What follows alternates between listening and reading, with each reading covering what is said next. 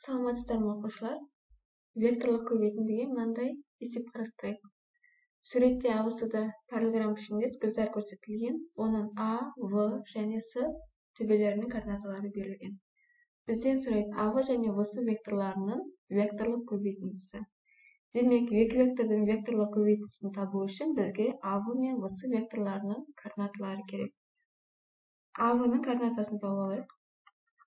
Демек, АВ-ның координатасы деген В-дан А-ның координаталарын аламыз деген сөз. Сәйкеске сәйкес азайтамыз. Демек, 2 азайтам 1, 5 азайтам 4, 4 азайтам 3. Дәл солай В-сының координатасын тауып аламыз. Демек, В-сы дегеніміз бізде С-дан В-ны азайтамыз. 3 азайтамыз 2, 8 азайтамыз 5, 9 азайтам 4. Міне, АВ мен ВС-ның координатасын таптық. Енді векторлық көбейтіндіні қолданамыз. АВ көбейтілген ВС. Векторлық көбейтінді крестикпен белгіленеді.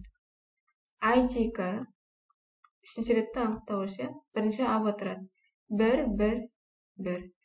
ВС 1, 3, 5. Үшінші ретті анықтауышты есептеудің ең оңай тәсілі бізге ол екінші ретті анықтауышқа келтіру. Яғни I-ды жазамыз. I-ды жазған кезде мына I тұрған жолмен бағанды тастаймыз. Сонда бізде 1, 1, 3, 5 деген қалады. 1, 1, 3, 5. J-ді жазатын кезде минуспен аламыз. Минус J. J-ді жазған кезде мына J тұрған бағанмен жолды тастаймыз. Сонда 1, 1, 1, 5 деген қалады.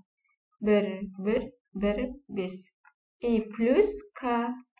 Дәл солай, К тұрған бағанмен жолды сызамыз. Сонда 1, 1, 1, 3 қалады. 1, 1, 1, 3.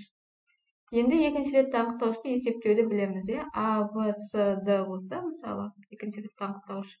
Демек, мені бас диагонал азайтамыз, қосалқы диагонал. Яғни А көбейтілген Д-дан азайтамыз В көбейтілген С-ны.